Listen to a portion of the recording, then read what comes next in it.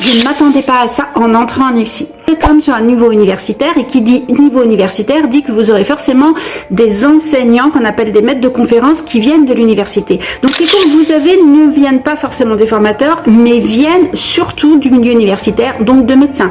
Et les médecins, qu'est-ce qu'ils font? Ils vont pas s'amuser à faire un contenu spécial kiné, spécial maïotique, spécial infirmier. Non, en général, ils font un contenu et ils le dispensent à tout le monde. Et du coup, vous, en tant qu'infirmier, vous avez des cours de médecine, tout simplement.